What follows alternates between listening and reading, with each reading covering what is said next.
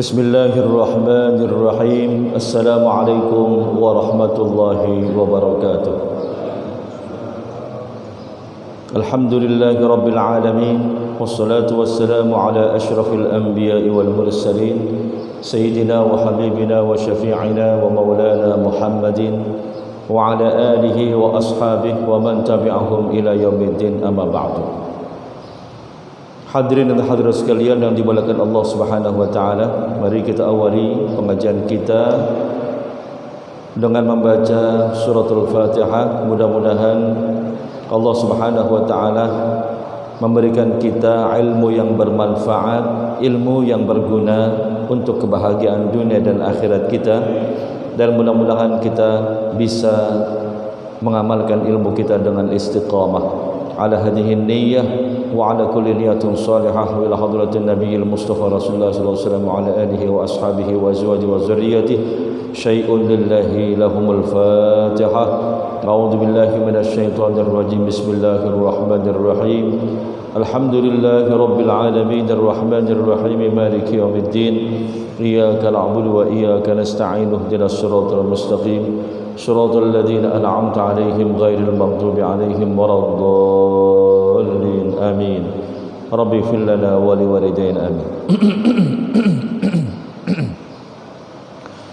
Baiklah jemaah sekalian yang dimuliakan Allah, pengajian kita pada kali ini akan melanjutkan pembahasan tentang masalah pengadilan yang terkait dengan akhlak sebagai seorang hakim atau diistilahkan dengan qadhi, dan juga bagaimana cara berinteraksi seorang hakim kepada terdakwa dan pendakwa. Lalu apa saja adab-adab yang harus dimiliki oleh seorang hakim dan apa saja yang tidak dibolehkan yang harus dilakukan oleh seorang hakim. Bagi yang bawa kitabnya silakan dilihat. Ada yang bawa kitab? Enggak ada? Wah, luar biasa ya. Bismillahirrahmanirrahim. Al-Fatihah bil qabul wa tamami kulli su'lin wa ma'amil hadrati sayyidir rasul sallallahu alaihi wasallam wa bi sanadil muttasil al kalam syekh al muallif rahimahullah adaman naf'a bihi wa bi barakati ulumihi wa bikum fid darain amin radhiyallahu anhum. Bismillahirrahmanirrahim. Qala al musannif rahimahullah wa la yajuzu lil qadhi an yaqbala al hadiyata min ahli amalihi. Wa la yajuzu, dan tidak dibolehkan, ayaqbala al qadhi, bahwa seorang hakim menerima hadiah dari karyawannya atau orang bawahan qadhi. Tidak dibolehkan. Fa in kanatil hadiyatu fi ghairi amalihi min ghairi ahlihi lam yahrum fil asahhi. Jika hadiah tersebut diberikan bukan dari karyawannya dan bukan dari pekerjaannya, maka itu tidaklah diharamkan menurut pendapat yang paling sahih. Wa in ahda ilaihi man huwa fi mahalli wilayatihi, dan jika seseorang yang berada di wilayahnya memberikan hadiah kepadanya, walahu khusumatun, sedangkan orang tersebut mempunyai urusan yang harus diselesaikan di pengadilan, la wala adata lahu bil hadiyah, dan di wilayah dia itu tidak mentradisi untuk memberikan hadiah kepada hakim, haruma alaihi qabuluha, maka diharamkan bagi hakim untuk menerima hadiah tersebut. Ini adalah kejadian yang mungkin hampir sering dialami oleh para hakim. Godaan-godaan duniawiyah agar mempengaruhi dalam keputusan pengadilan, maka banyak para pihak yang berurusan dengan pengadilan itu melakukan pendekatan, approach, ya. Kalau boleh dikatakan ya, pendekatan itu bahasa halus ya. Bahasa fikihnya itu riswah, nyogok lah bahasanya gitu ya. Nyogok. Ya, ar-rashi wal murtashi finnar, bahwa orang yang menyogok dan yang disogok itu akan dimasukkan ke dalam neraka Allah Subhanahu wa taala. Jadi supaya keberpihakan hakim ini condong kepada satu pihak, ya, kemudian bisa mengalahkan pihak lawannya. Nah, ini banyak terjadi, terutama dalam masalah sengketa, dalam masalah gugatan, ya, dan lain sebagainya. Maka di sini adabnya adalah alla yaqbalal qadi al hadiyata min ahli amalihi, bahwa seorang qadi itu tidak boleh menerima hadiah dari karyawannya, ya, yang terkait dengan urusan-urusan keputusan pengadilan. Tapi kalau di luar itu, ya, kemudian orang tersebut tidak ada urusan di pengadilan, lalu hakim itu mengadakan hajatan, apa sunatan, apa perkawinan, ya, kemudian orang tersebut memberikan hadiah perkawinan itu dengan hadiah yang mahal misalnya, dan tidak ada unsur mempengaruhi keputusan pengadilan, maka itu nggak apa-apa, ya. Namanya kita punya kolega, punya teman, punya sahabat, kan banyak, ya, teman-teman kita yang dulunya belum jadi hakim, kemudian kita jadi hakim, lalu pada waktu acara pernikahan, acara khitanan, acara walimah, mereka nyumbang atau mereka kasih. Tapi kalau yang nyumbang itu adalah orang yang punya urusan dengan pengadilan, atau orang yang punya urusan atau urusannya lagi diurus nih sama hakim, ya, ini mah walaupun secara zahirnya tidak ngaku, tapi secara hakikatnya sebetulnya punya apa? Punya niat untuk mempengaruhi keputusan hakim. Maka yang seperti ini sebaiknya apa? Tidak boleh diterima. Disebutkan di dalam kitab At-Tazhib, yang dimaksudkan itu adalah orang-orang alladzina yarji'una ilaihi fi halli khusumatihim wal fasla fi munaza'atihim. Yang dimaksudkan min ahli amalihi adalah orang-orang yang orang-orang yang mempunyai urusan, ya, orang-orang yang mempunyai urusan dengan hakim dalam kasus-kasus mereka dan mempengaruhi akan keputusan pertikaian yang terjadi di antara para pihak atau para lawan. Maka ini yang dimaksudkan dengan min ahli amalihi. Ahli amalihi adalah mereka pihak-pihak yang berseteru atau bersengketa yang sedang diurus oleh hakim. Maka tidak boleh menerima dari pihak manapun, ya. Ini untuk menjaga keadilan keputusan hakim, ya. Kemudian wal aslu fi hadza marwahul Bukhari. Dalilnya adalah disebutkan dalam riwayat Imam Bukhari dan Imam Muslim dari Abi Humaid As-Sa'idi radhiyallahu anhu, anna Rasulullah sallallahu alaihi wasallam ista'alla 'amilan faja'ahu al-'amilu hina faragha min 'amalihi. Sungguh Rasulullah sallallahu alaihi wasallam telah mempekerjakan seorang pegawai.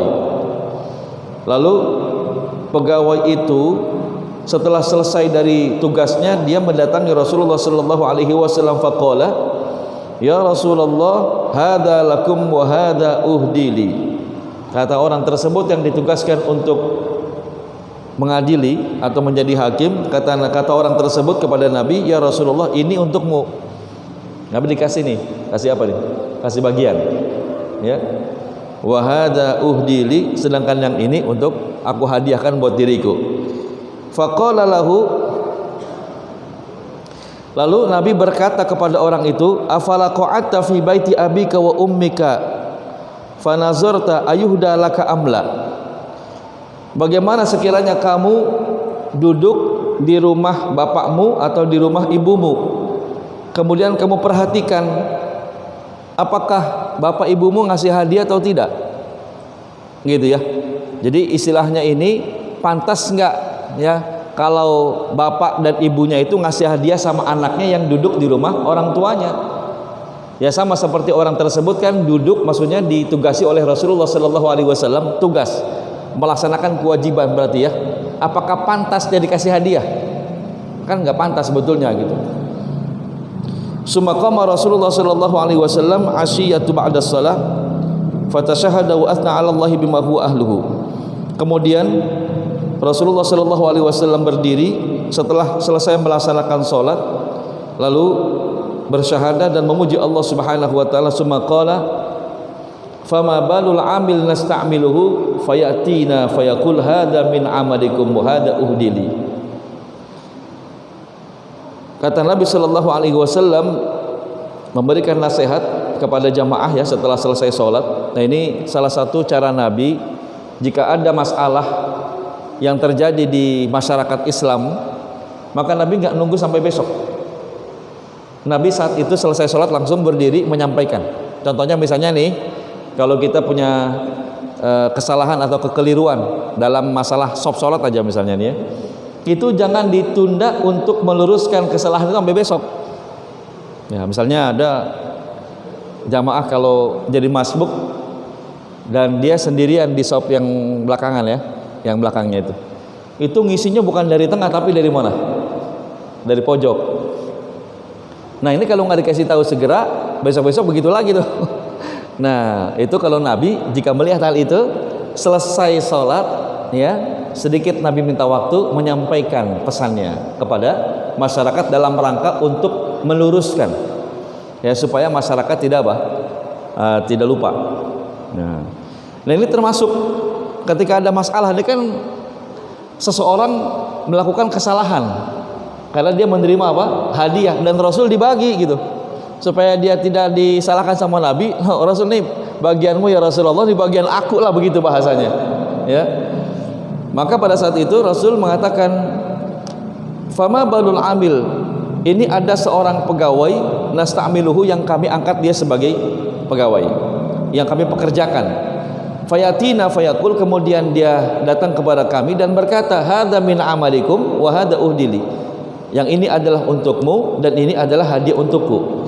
Afala qa'ata fi baiti abihi wa ummihi fanazal hal yuhda lahu amla, ya, tidakkah sekiranya dia duduk di rumah bapaknya dan di rumah ibunya, fanazar, kemudian dia melihat hal yuhda lahu, apakah bapaknya atau ibunya itu memberikan hadiah untuknya atau tidak. Jadi kalau kita berkunjung ke rumah orang tua kita dan kita melaksanakan tugas dan kewajiban kita di rumah orang tua kita, bantuin orang tua kita ya, entah itu bersihkan piring atau mungkin nyapu ya di rumah orang tua kita, kita kalau dikasih hadiah sama orang tua kita, pantas nggak kira-kira? Kan kita anak ya, atau nuntut minta dikasih hadiah, nggak pantas. Karena memang anak itu adalah punya kewajiban membantu berbakti kepada orang tua. Fawalladzi nafsi Muhammadan biyadi, maka demi Allah Subhanahu wa taala, demi jiwa Muhammad ada di tangannya, la yaghullu ahadukum minha syai'an illa ja'a bihi yaumal qiyamah yahmiluhu ala unuqih. Tidaklah seseorang itu melakukan kezaliman sedikit pun ya, seseorang itu melakukan kezaliman walaupun itu kecil, illa ja'a bihi yaumal qiyamah, melainkan nanti pada hari kiamat orang tersebut akan membawa sesuatu yang dizalimi itu akan dikalungkan di lehernya ya, walaupun cuma sedikit.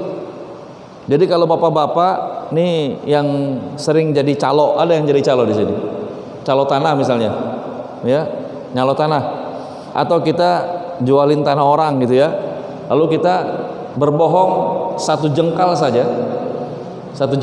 kita berbohong, atau kita ngambil keuntungan 1 meter aja misalnya, maka tanah itu jangan dilihat dari atasnya, tanah itu sampai ke 7 lapis bumi ke bawah.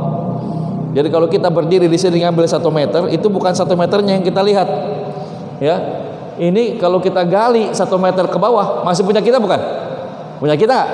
Ada yang ngomel gak? Nggak ada yang ngomel. Bapak gali sampai 7 lapis bumi, ada yang ngomel gak? Nggak ada yang ngomel, kan 1 meter di atasnya. Maka itu nanti akan dikalungkan di leher, bukan 1 meternya, berarti 1 meter kali 7 lapis bumi. Sanggup gak kira-kira? Maka ini kata Nabi, siapa yang berbuat zolim satu saja, sedikit saja, maka ja'a bihi yaumal qiyamah yahmiluhu ala unuqih.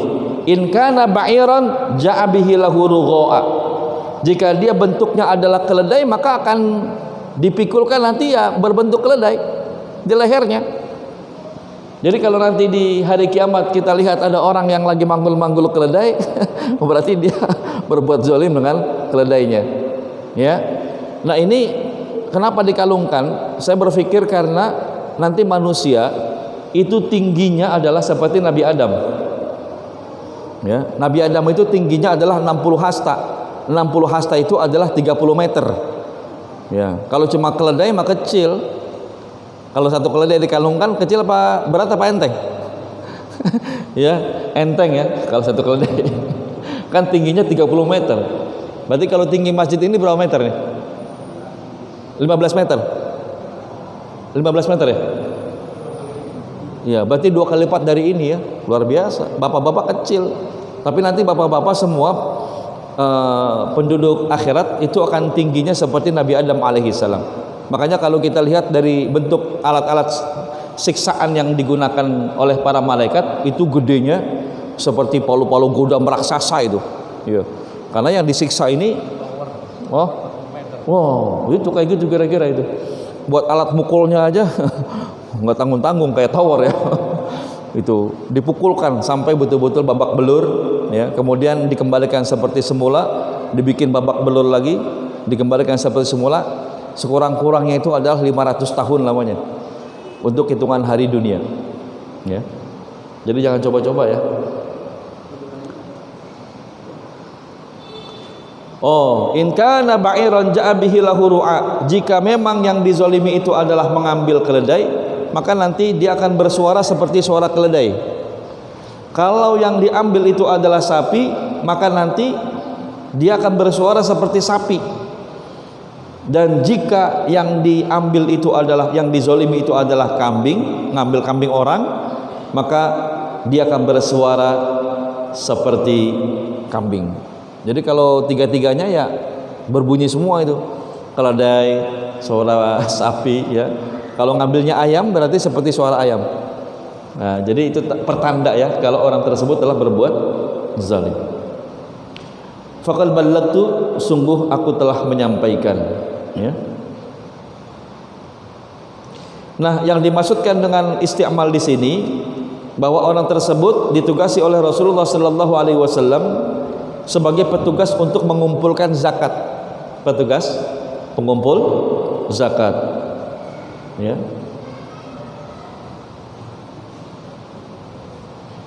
Nah, kemudian yang dimaksud dengan gulul al-ghil tadi itu adalah bahwa dia mengambil jatah ya dari ghanimah sebelum dibagi. Ini nggak boleh ini. Ya. Kayak di sini kan ada daging kurban ya. Sebelum dibagi sama panitia nggak boleh bawa pulang dulu. Ya, cuma bawa pulang aja nih, belum dibagi-bagi misalnya kan. Ini awasi, makanya harus ada bagian pengawasan. Kalau tidak, ya dia tanggung jawab nanti. Itu termasuk zalim. Ya.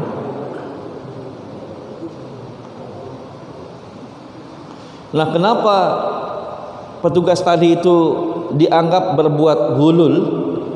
Karena dia itu telah melakukan pengkhianatan dan melalaikan amanah. Sebab yang namanya pengadilan ini adalah bagian dari amanah. Kalau dia sampai menerima sogokan, menerima hadiah dengan tujuan untuk mempengaruhi dalam keputusan pengadilan, berarti dia itu telah melakukan pengkhianatan terhadap sistem pengadilan dan juga mengabaikan amanah. Adul amanah ya liman itamanaka, maka berikan amanah kepada orang yang engkau percaya.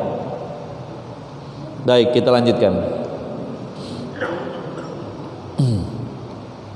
Wa yajtanibul qadi lil qada al qada'a ay yakrahu lahu dzalika fi asyrati mawadi'a. Dan hendaklah seorang qadi dalam mengambil keputusan atau memberikan keputusan pengadilan atau dimakruhkan ya baginya, atau hendaklah dia menjauhi pada 4 kondisi, pada 10 kondisi ya. Jadi seorang hakim ini tidak boleh mengambil keputusan dalam 10 kondisi ya. Dalam kondisi apa aja? Yang pertama adalah ketika indal ghadab, pada waktu emosi. Tidak boleh seorang hakim itu mengambil keputusannya di waktu marah atau emosi. Ada nggak kira-kira hakim marah-marah kalau kita lihat di TV itu? Nggak ada ya. Nah makanya seringkali dia dipancing apa? Dipancing supaya emosi, supaya marah. Karena ketika dia marah, paling tidak itu akan ditunda lagi ya pengadilannya beberapa minggu ke depan ya. Karena situasi dan kondisinya tak terkendali dengan alasan itu. Maka si hakim ini tidak sah ya, tidak boleh mengambil, bukan tidak sah, tidak boleh mengambil keputusan ketika marah. Ini dihukumi makruh ya, tapi hukumnya tetap sah ya. Hukumnya tetap apa? Keputusannya tetap sah, namun makruh. Kemudian wa fi ba'di nusahi fil ghadab, dalam beberapa teks disebutkan itu di waktu marah. Qala ba'duhum wa idza akhrajal ghadabu an halatil istiqamati haruma alaihi al-qada. Sebagian ulama berpendapat apabila emosi tersebut dapat mengeluarkan hakim tadi dari kesadarannya, maka haram atasnya untuk memberikan keputusan hukum ketika itu. Itu yang pertama ya, jadi tidak boleh memutuskan dalam kondisi marah. Demikian juga para suami jangan memutuskan untuk bercerai dalam kondisi marah. Walaupun itu terjadi, maka hukumnya tetap sah dan makruh. Gitu ya. Walju', kemudian dalam kondisi lapar, wasyaba' al-mufrataini, dan dalam kondisi kenyang yang berlebihan, sangat lapar ya, belum makan dari pagi, kemudian dia mengambil keputusan, ini bahaya. Kalau mengambil keputusan dalam kondisi sangat lapar atau kekenyangan, lagi puasa, jarang terjadi. Keputusan hakim itu dilakukan di waktu puasa, biasanya ditunda dia. Biasanya malam kali. Oh malam ada nggak? Jarang ada ya. Di luar dari jam kerja. Wal atash, kemudian dalam kondisi haus, wasyiddati syahwa, sedang birahi, nggak boleh juga. Lagi dibacakan keputusan atau mendengarkan terdakwa birahi, ingat sama istrinya gitu ya. Ya, iya. Ini nggak konsen nanti ya. Jadi pasti tanya apa yang tadi disampaikan oleh terdakwa, dia bingung yang mana ya. Karena dia lagi menghayal pak. Nggak boleh ini. Kemudian wal hazan, ketika sedih juga jangan. Misalnya habis kehilangan kambingnya ya, habis kehilangan kucingnya, sedih juga itu. Atau habis kehilangan istrinya, habis kehilangan anaknya misalnya ya, dalam keadaan sedih. Nanti ujung-ujungnya dia tidak fokus pada perkaranya. Wal farahul mufrid, dan juga tidak boleh dalam kondisi sangat senang. Kalau sangat senang nanti semuanya dianggap benar, jadi nggak ada salahnya ya. Kemudian wa indal marad, dan ketika sakit. Makanya kalau ada hakim yang kena COVID, maka dia harus segera dikarantina. Nggak boleh hakim itu COVID. Ya, bahaya kalau COVID. Nggak ada yang mau pak nanti pak. Nggak ada yang mau pak. Nggak ada yang mau disidang sama dia. Karena nggak mau dekat-dekat. Wa mudafa'atal akhbathain al baul wal ghaid, dan juga tidak dibolehkan hakim mengambil keputusan di saat lagi menahan al akhbathain, nahan kencing dan nahan BAB, nggak boleh ya, mengambil keputusan dalam kondisi nahan kencing atau nahan BAB tetap tidak dibolehkan. Wa indan nu'as, dan ketika sangat ngantuk, dikit-dikit menguap hakimnya ya. Dikit-dikit menguap hakimnya ya. Ini nanti mempengaruhi akan keputusan. Wa inda syiddatil har wal barad, dan ketika cuaca sangat panas dan sangat dingin. Tiba-tiba AC mati misalnya. Hurah kan? Keringetan. Ini mempengaruhi akan keputusan. Maka ini tidak dibolehkan, hukumnya makruh. Wadhabatul jami' li hadhil asyrah wa ghairiha, penjelasan yang lebih umum terhadap 10 kondisi yang tidak dibolehkan untuk mengambil keputusan.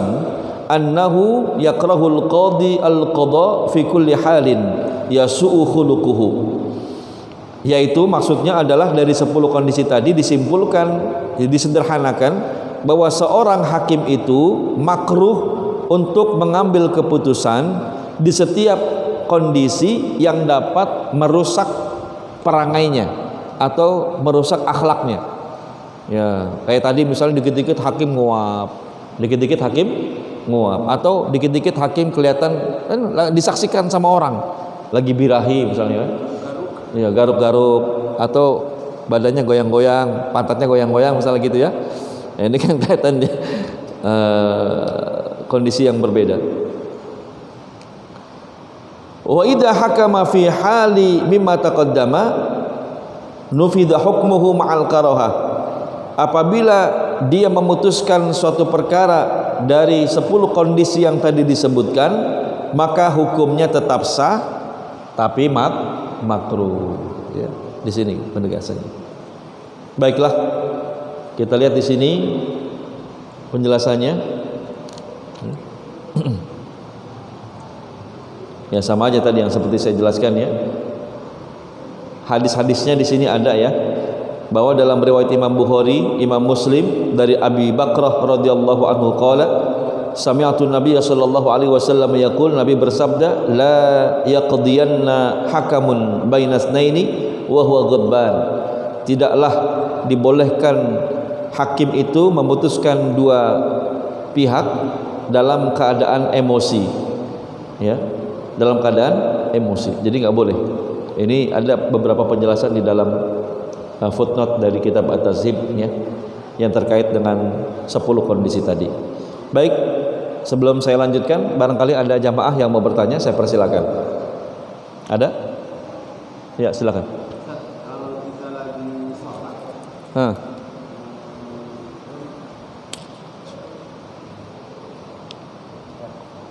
mana yang utama?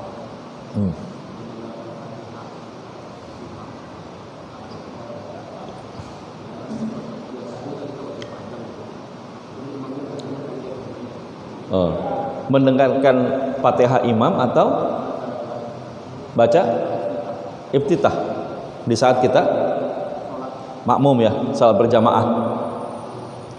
Pertama kita harus pahami aturan dalam sholat. Sunnahnya salah satunya adalah kita membaca doa iftitah.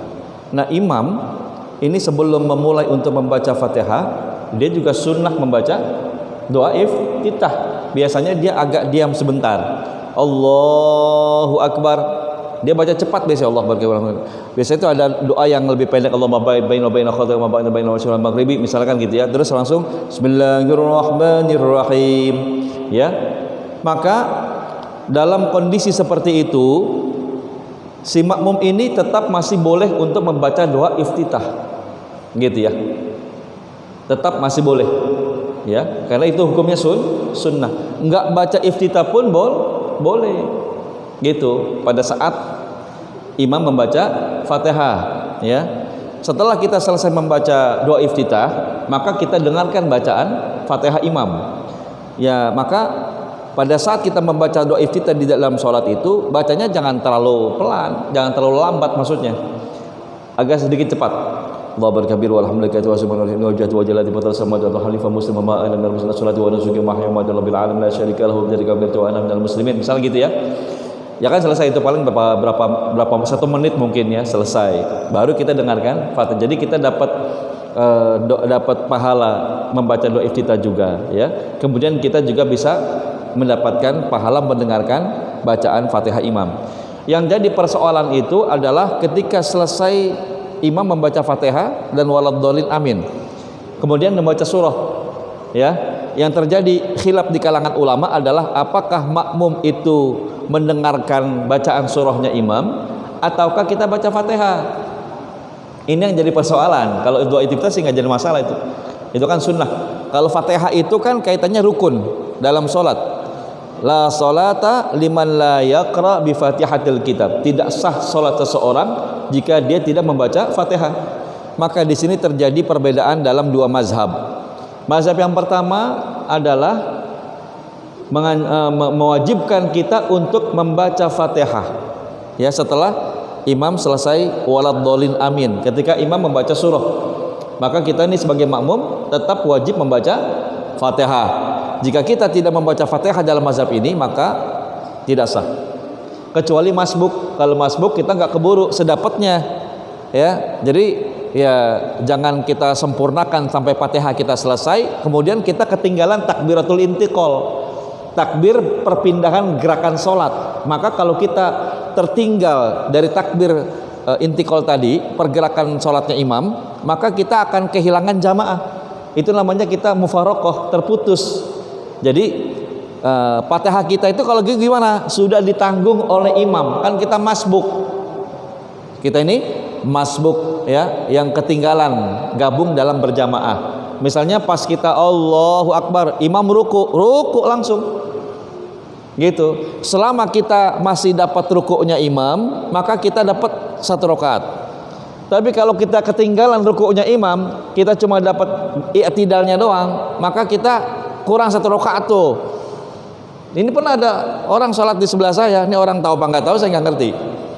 Ketika itu udah i'tidal, ya, dia ruku langsung bangun, belakangan gitu, langsung nyusul. Setelah itu, lah ini orang kok masbuk 1 rakaat, berarti dia salam aja bareng kita. Sudah saya mau tegur, dia langsung kabur. Nah ini gimana orang sholatnya? Tadinya kalau dia sampai selesai saya mau tegur, maksud saya ingetin gitu ya. Karena dia masbuk ketinggalan 1 rakaat karena dia nggak dapat rukuknya imam. Hah? Lupa baca Fatihah. Nah.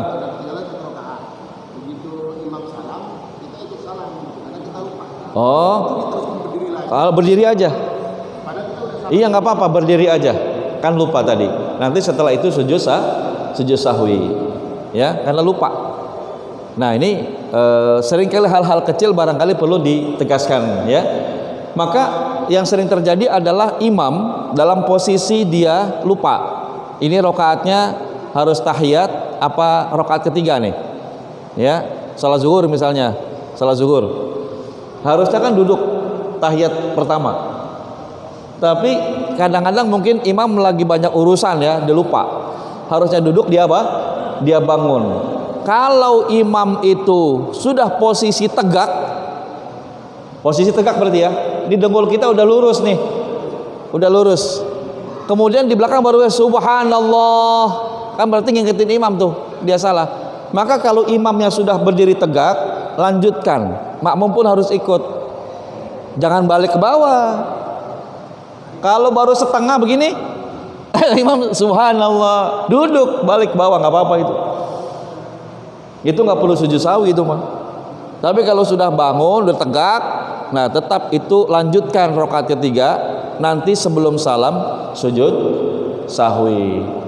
Ini jarang kita pahami itu. Itu ada dalam kitab Fathul Qarib ya, Fathul Mu'in.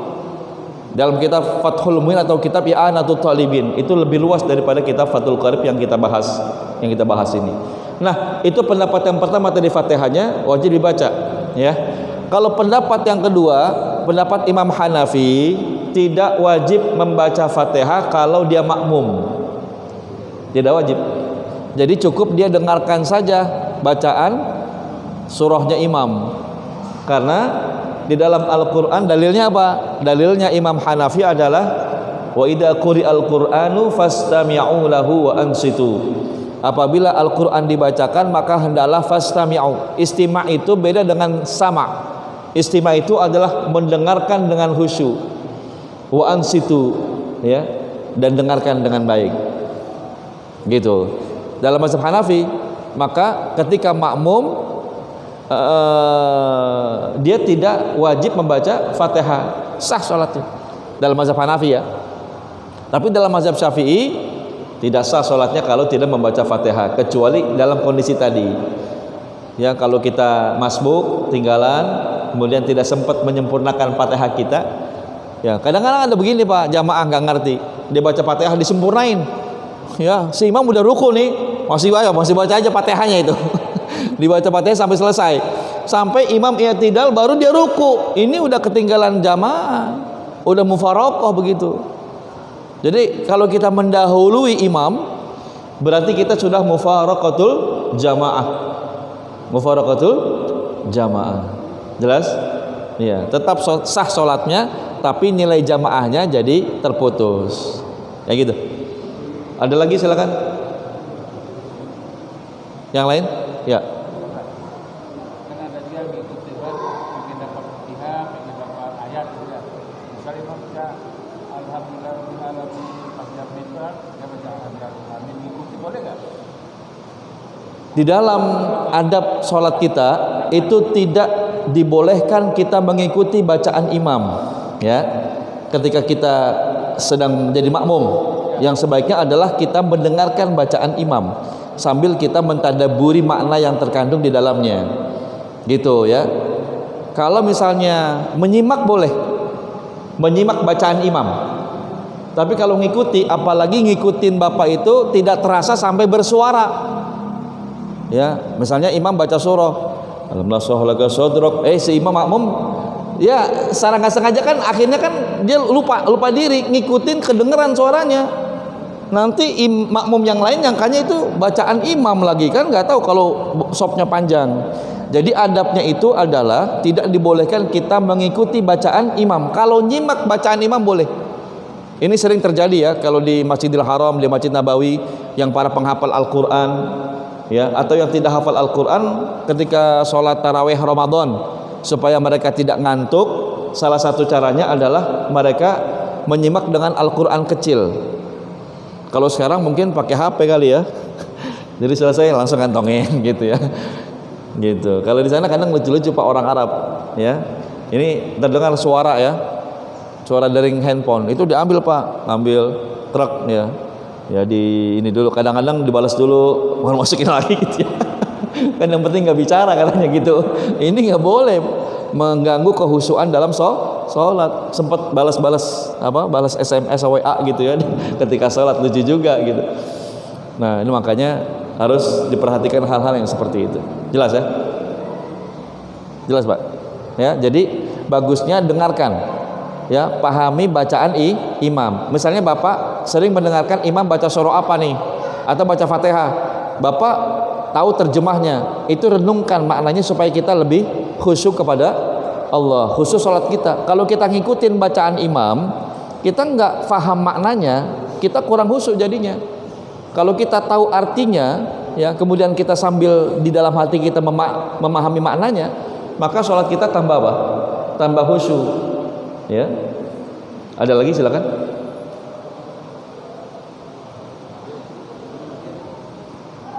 Ya.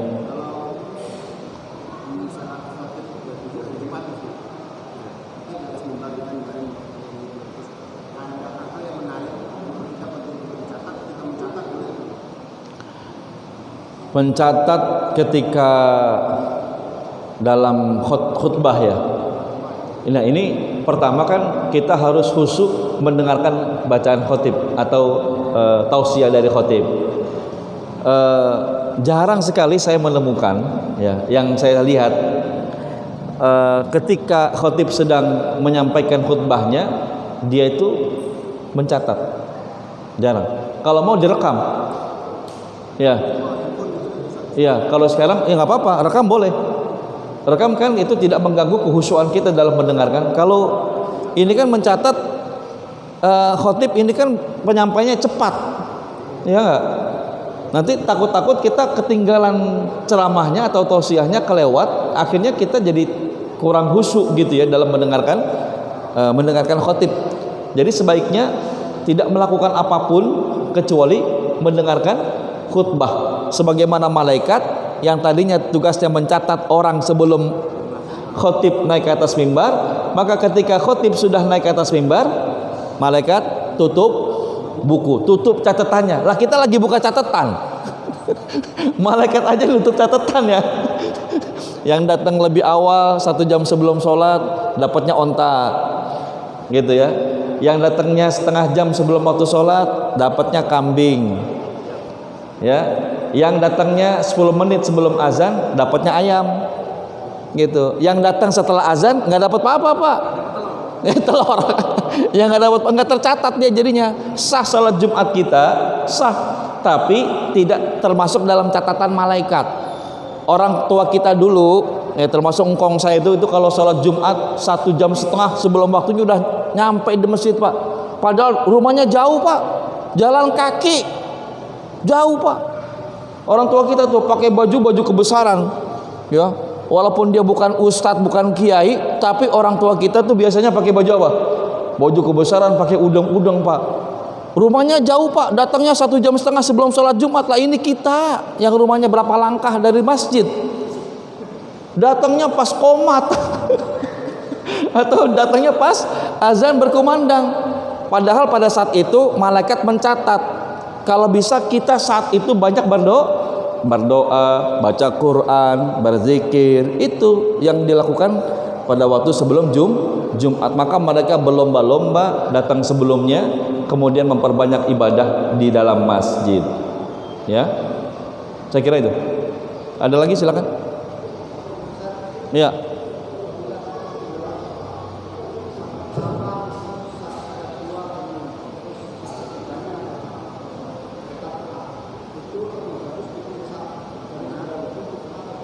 Ya, ini barusan ya saya tadi mau jelasin. Jadi kalau jadi masbuk di belakang, jika kita sendirian, maka hendaknya aturannya adalah aturan berjamaah memulai sopnya dari tengah, sejajar dengan imam. Jadi bukan dari pojok, gitu, ya. Jadi kalau misalnya datang lagi, ya isi yang di tengah, bukan dari pojok ini. Ini saya perhatikan ada beberapa musolah ya. Ada juga masjid mungkin sebagian, karena tidak tahu fikihnya, tidak tahu hukumnya, tidak tahu adabnya, maka dia mulai dari sop yang paling pojok, gitu. Karena sop yang tengah mentok sama kotak amal.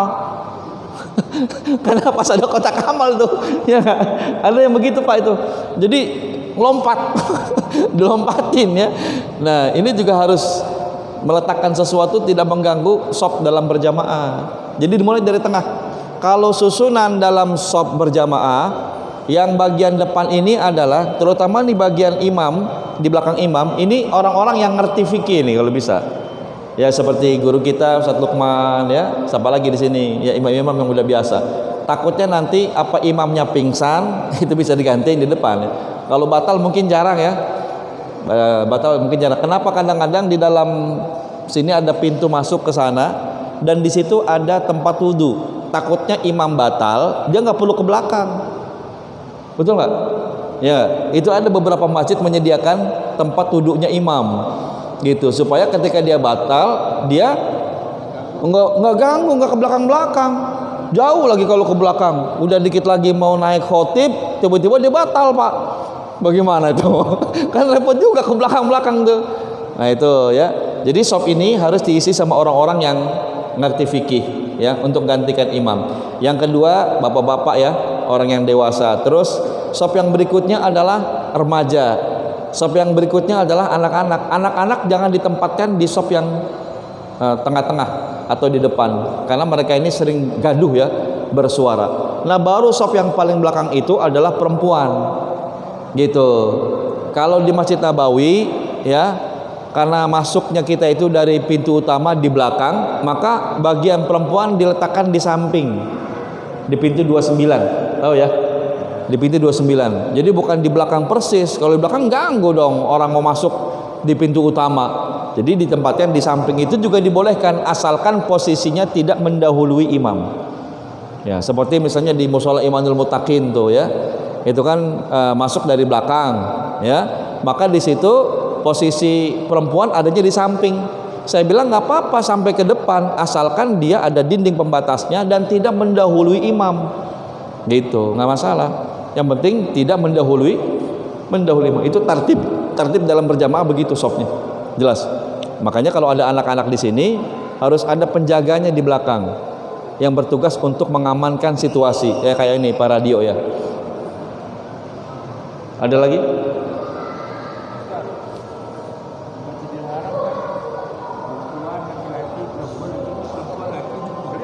Ya, itu sebetulnya tertib yang sebenarnya atau tanzim yang pengaturan yang sebenarnya itu dipisah tempatnya. Perempuan-perempuan, laki-laki, karena kebanyakan yang bandel itu orang kita Indonesia, susah diatur. Ya, diusir-usir ini di bagian sini nih, dia pindah lagi atau dia pura-pura diri. Ntar yang nganin udah pergi nih, yang bagian mutawinya pergi, dia duduk lagi di situ. So nggak boleh sebetulnya suami istri. Ya, jadi perempuan-perempuan, laki-laki di Masjidil Haram. Ya, cuma karena banyak yang susah diatur, akhirnya ya kalau udah kumpul rapat semuanya udah susah diusir ya, susah. Tapi biasanya ditegaskan, ini bagian perempuan, ini bagian laki-laki. Bagian perempuan, bagian laki-laki. Jadi tidak boleh nyampur. Tujuannya kalau nyampur nanti bukan muhrim, nggak boleh. Pas tengok sebelah, cakep banget ini sebelah nih. Waduh, yang ada bapak bukannya sholat pak, ngeliatin perempuan Arab mulu. Tuh ya, udah gitu sholatnya di belakang perempuan lagi. Ya, wah, hati-hati pak. Nanti pas sholat siang-siang bangun, tahu-taunya gelap semua. Ya, masuk ke dalam ininya pak. Karena kan hitam pakaiannya. Jadi dipisah. Ya, adabnya dipisah. Ya, kalau di Masjid Nabawi bagus ya karena penataannya lurus. Kalau Masjidil Haram ini kan dia Ka'bah keliling, muter. Jadi memang agak susah untuk mengendalikannya. Terakhir saya ke sana itu tahun 2019 ya, sebelum pandemi. Itu memang diatur semuanya. Kalau masih sholat tahajud itu belum ada pengaturan yang ketat karena saat itu orang belum banyak. Jadi kadang-kadang suka suami istri sebelahan gitu ya. Nah kalau udah mau mendekati waktu sholat, biasanya itu jam 3:30 udah mulai itu diatur. Ada bagian mutawi yang bagian ibadahnya mengatur saf-saf sholat sesuai dengan bagiannya, gitu ya. Galak kalau di sana pak, galak orangnya itu, keras itu, nggak pandang bulu, gitu. Ada lagi? Ya.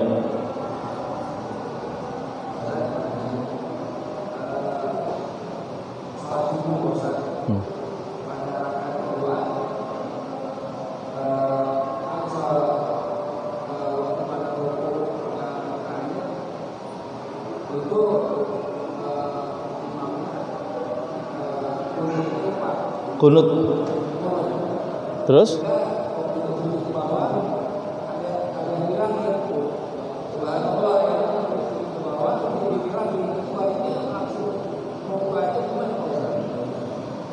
Ketika dia lupa baca doa kunut, ya, terus langsung duduk.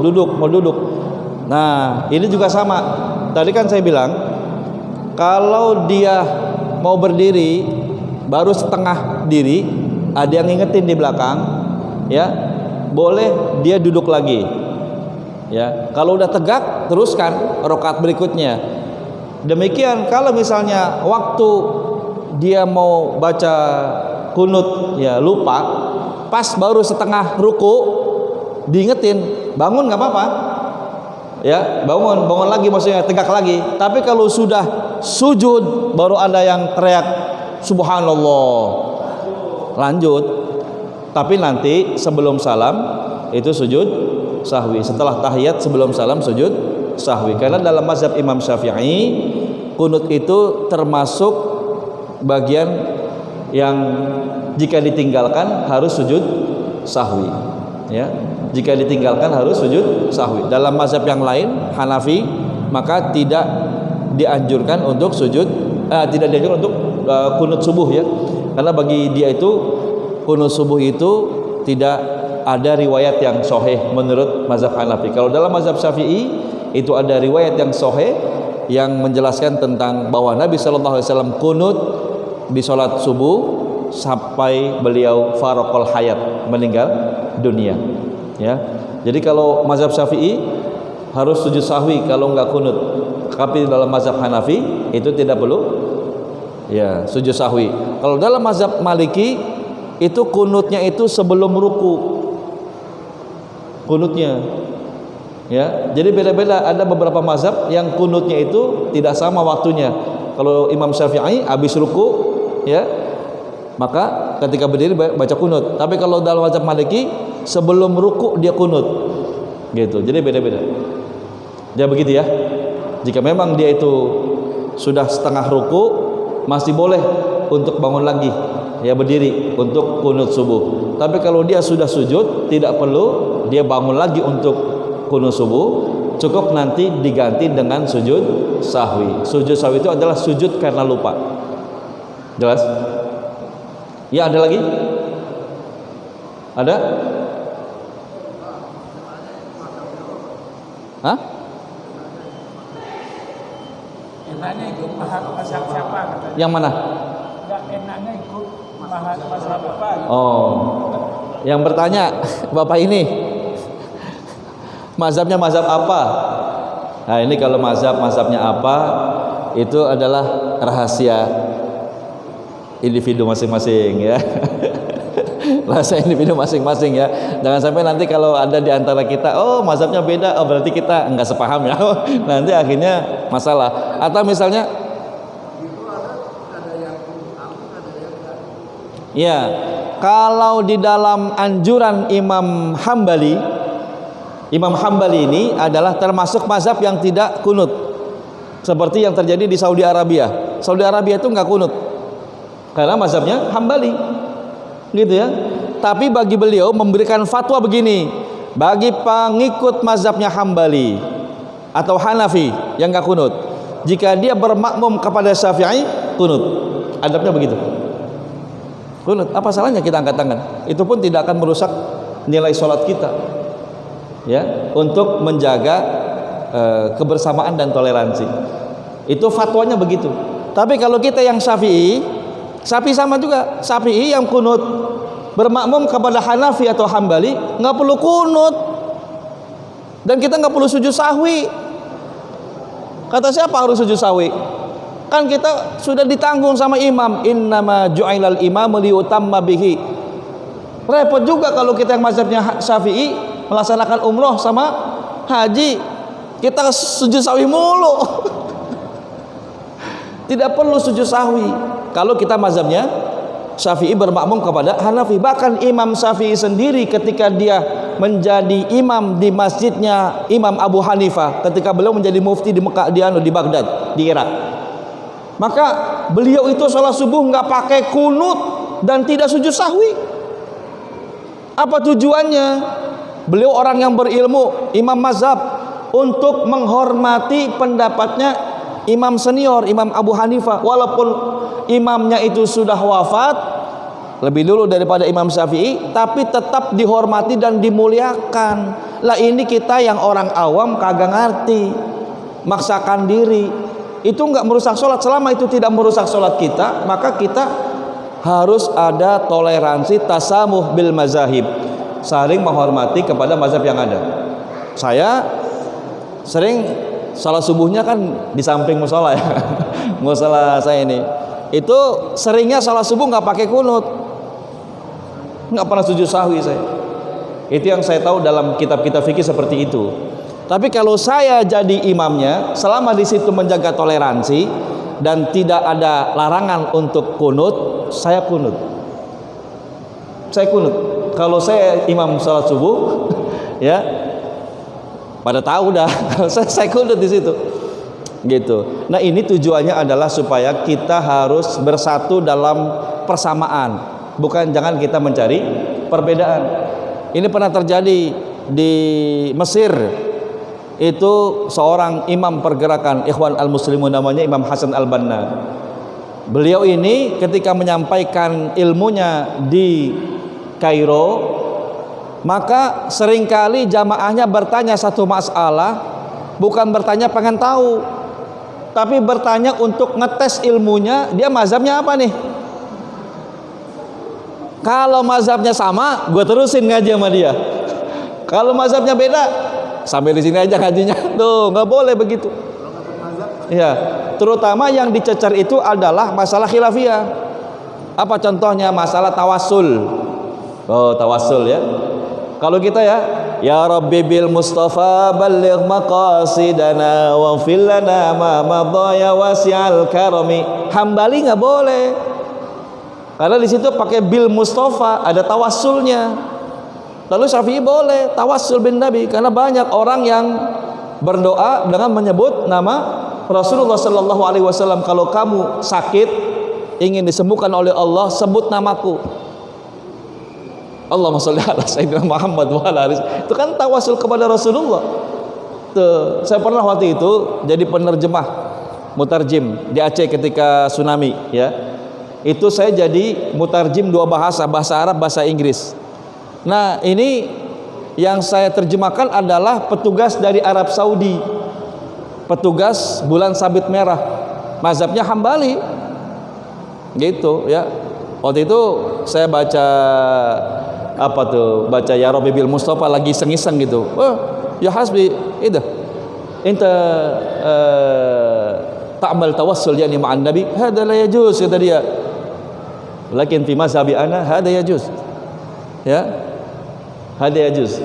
Idan la natakallamu